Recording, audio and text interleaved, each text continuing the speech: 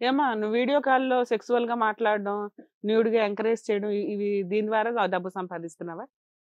ఈ మెసేజ్‌లో ఉన్న కంటెంట్ కరెక్టా కాదా? పోనీ అదన్నా చెప్పు. కరెక్టే సార్. అది ఇన్‌స్టాగ్రామ్ పోస్టు. అది పబ్లిక్ కరెక్టే. పోస్ట్ అది. ఆవిడ ఆల్రెడీ కరెక్టే అంట. కరెక్టే సార్. ఫోన్ కాల్స్ మాట్లాడుతూ ఎంకరేజ్ చేస్తూ ఉంటది. ఇంకేం న్యాయం చెప్తాం? ఎవరికి చెప్తాం న్యాయం? మళ్ళీ ఏమొచ్చి నువ్వు చేసేటటువంటి తప్పని సమర్థించుకోవటం గురించి నా ప్రేమను నిలబెట్టుకోవటానికి నేను ఇంత దానవీర సూర కర్ణంలాగా అతనికి డబ్బులు ఇచ్చి ఐఫోన్లు కొనిస్తున్నానని అంటున్నా. అడిగాడా? ఎందుకమ్మా ఇంజినీరింగ్ చదివావు కదా, ఓ 2 మగ పనులు సంవత్సరాలు ఆగితే చేసుకుంటూ మంచి జాబే వస్తది కదా, ఇంత అడ్డదారులు తొక్కి నీకు డబ్బు అఫీషియల్ గా సంపాదించాలి అని ఎందుకు అనిపించింది మీకు? ఫ్యామిలీ కూడా మంచి ఫ్యామిలీ అంటున్నావు, ఆ. డబ్బులు బాగా పంపిస్తారంటున్నావు, ఏంటి నీకు ఇంట్లో official గా ఒక పేరెంట్స్ husband ఉన్నారు, కావాలి. ఎంతమంది ఉన్నారు. బిజినెస్ పరంగా చాలా మంది హస్బెండ్లు కావాలి. శ్యామ్ అనే అతను ఇది- నిన్ను ఎంకరేజ్ చేసి ఆ, ఇలా ఫోన్లు మాట్లాడితే మనకు డబ్బులు అవును. వస్తాయి, నువ్వు అట్లా వాడికి చెప్పొద్దు, వాడికి చెప్పకుండా ఏదో నువ్వు ఏదో మాయ సంపాదించి చేసి అలా చేశారు మేడం. ఆ. అమ్మ శ్యామ్తో మాయలోకి నీకుండే పరిచయం ఈ శ్రీను ద్వారానా లేదంటే ముందు నుంచే శ్యామ్తో నీకు ఈ పరిచయం ఉందా? సీను ద్వారానే సార్. శ్రీను ద్వారానే పరిచయం. ఉమ్. మరి అటువంటి కళ్ళబొల్లు మాటలు మాట్లాడితే పరుగు పోయేటటువంటి పనులు ఆ, ఈ అసాసినేషన్ కదమ్మా. It's personality assassination. You're killing yourself. Sir చిన్న డౌట్ సార్. శ్యామ్ అనే వ్యక్తి నాతో ఈ చిన్నప్పటి నుండి పరిచయం సార్. యాక్చువల్గా ఉమ్. పరిచయం అయితే అతను నేను బెస్ట్ ఫ్రెండ్ సార్. కానీ నన్ను ఆ అబ్బాయి ఎప్పుడు ఇంతవరకు మోసం చేయలేదు. కానీ ఈ విషయం ఇంత ఇది ఉంటుందని నేను ఎక్స్పెక్ట్ చేయలేదు సార్. ఇప్పుడు నీకు ఇప్పటికీ బిజినెస్ తెలీదా? విషయంలో కూడా సార్ ఇట్లాంటి బిజినెస్ చేయిస్తున్నాడు అమ్మాయిల చేత, అమ్మాయిలు ట్రాప్ చేసి ఇట్లా ఫ్రెండ్స్ లవర్స్ ని ట్రాప్ చేసి వాళ్ళ చేత ఈ బిజినెస్ చేయిస్తున్నాడు అని తెలుసా నీకు? ఇప్పుడు తెలుసు. ఇప్పుడు తెలిసిందా? ఇప్పుడు తెలిసింది మేడం. ఇప్పుడే తెలిసింది. ఎస్ నువ్వు అసలు ఇంటి దగ్గర అడుగుంటే అమ్మాయి చెప్పేదేమో వెళ్ళి ఆడి చంపలు పగలు కొట్టేవాడివేమో. ఇప్పుడు బెస్ట్ ఫ్రెండ్ అంటున్నావు నువ్వు. నీకు వెనకాల బ్యాక్గ్రౌండ్ లేదు. ఈ అమ్మాయిని చేసుకుంటే నీకు ఒక కుటుంబం వస్తుంది, నీకు ఒక ఫ్యామిలీ ఉంటది. అలాంటిది ఈ అమ్మాయిని తీసుకెళ్లి ఆ బురదలో దింపాడు. డబ్బు కోసం ఈ పిల్ల ఏదో వెళ్ళిపోయింది. ఇప్పుడు నీ లైఫే స్పాయిల్ అయిపోయింది కదా. Yes madam. 3 days లో మ్యారేజ్ అని అనుకుని ఉన్నాను సార్. ఏం marriage? ఇంకేం marriage? గోంగూర ఒక్కరోజు marriage. marriage. ఏం ఇంతలో ఈ marriage? మెసేజ్ రావడంతో ఈ మతి స్థితి అయిపోయింది. సరే నీకు నేను ట్రీట్మెంట్ ఇస్తానులే కానీ ఇప్పుడు ఈ అమ్మాయి గురించి ఏం డిసైడ్ చేసుకుంటావు అన్నది ఆలోచించుకో. ఇంకా ఇప్పుడు నాన్న నువ్వు మా దగ్గరకు వచ్చావు, ఇది ఎవరో కనిపెట్టండి అన్నావు. ఆవిడ ఆల్రెడీ ఒప్పుకుంది అది నేనే అని. అక్కడ జరుగుతున్నది వన్ నైట్ స్టాండో లేకపోతే గబుకుని ఎవడో మోసం చేస్తే వెళ్ళిపోయి కాదు. పడుకున్న రిలేషన్ కాదు. సడన్ గానే మాట అంది. బిజినెస్ ఆల్రెడీ 2 years నుంచి మీ ఫ్రెండ్ పరిచయం అయిన దగ్గర నుంచి అతను ట్రాప్ చేశాడు. ఈవిడ ఆ బిజినెస్ లో ఉంది.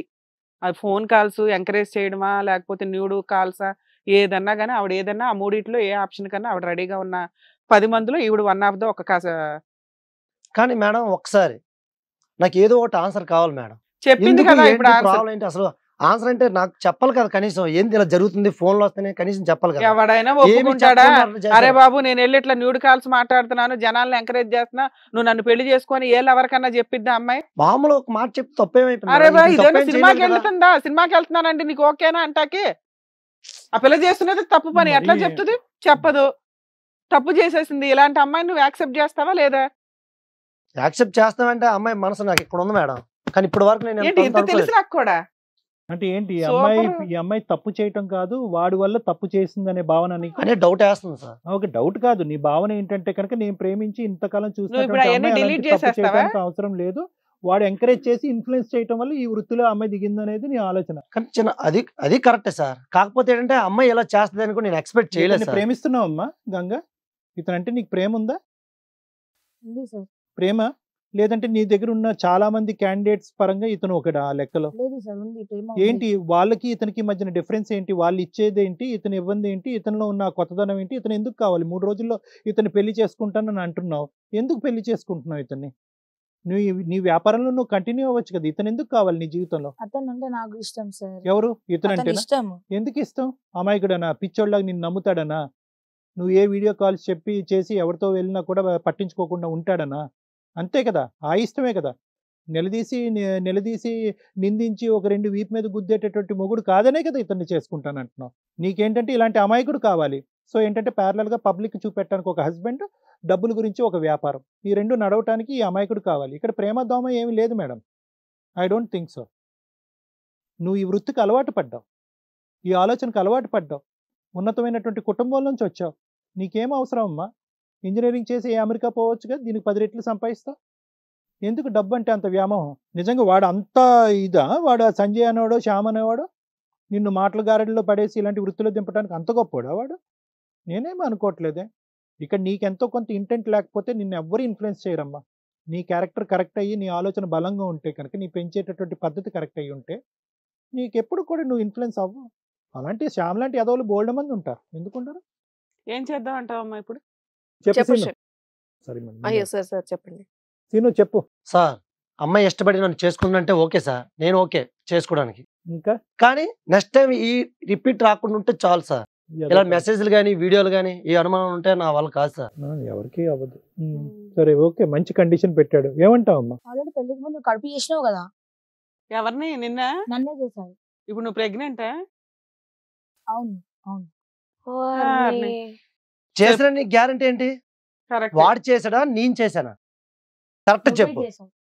ఆ? నువ్వే చేసినావు, ఎప్పుడు? చేసావు. అది నీకు ఇప్పుడు తెలియదు. నీకున్న ప్రెగ్నెన్సీ ఈయన ద్వారా అని నువ్వు అంటావు.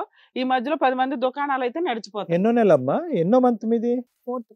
4th month. అది తేల్చడం కష్టం. ఇప్పుడు అందుకే నువ్వు- ఇమీడియట్ గా పెళ్లి కూడా పెట్టుకున్నట్టున్నారు వీళ్ళు. నువ్వు ఆ వృత్తిలో బిజీగా ఉంటూ ఇప్పుడు ప్రెగ్నెంట్ అయ్యి ఇప్పుడు ఇతనే తండ్రి అంటే ఇప్పుడు ఇతనే ఎలా ఇతను అతని చెవులో ఏమైనా కాలీఫ్లవర్ ఉందా నమ్మటానికి? నీ కడుపులో ఉన్న బిడ్డకి ఎవరు తండ్రి? అమ్మా నీ మనస్సాక్షికి అయితే తెలుసు కదా ఎవరు తండ్రి అయి ఉండొచ్చు అని. అది కూడా కన్ఫ్యూజ్ అయినా. చాలు, పుట్టినోడు ఎంత భయంకరమైన పరిస్థితిలో పుడతాడు అనేది ఇంకా అర్థం అవుతుంది. వాడికి తండ్రిని ఎత్తుక్కోవాలి రోడ్డు ఏం మీద.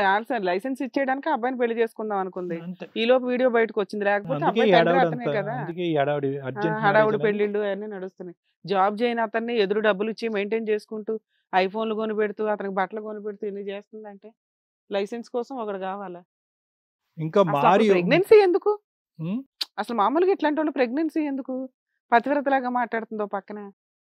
కాదమ్మా, ఇది ఒక బిజినెస్ వ్యాపారంగా తీసుకెళ్తున్నట్టు నువ్వు మిగతా మగవాళ్ళు ఎవరి దగ్గరికి అయితే కనుక మీరు వ్యాపార దృష్టితో వెళ్ళారో వాళ్ళ దగ్గర జాగ్రత్త పడ్డారా?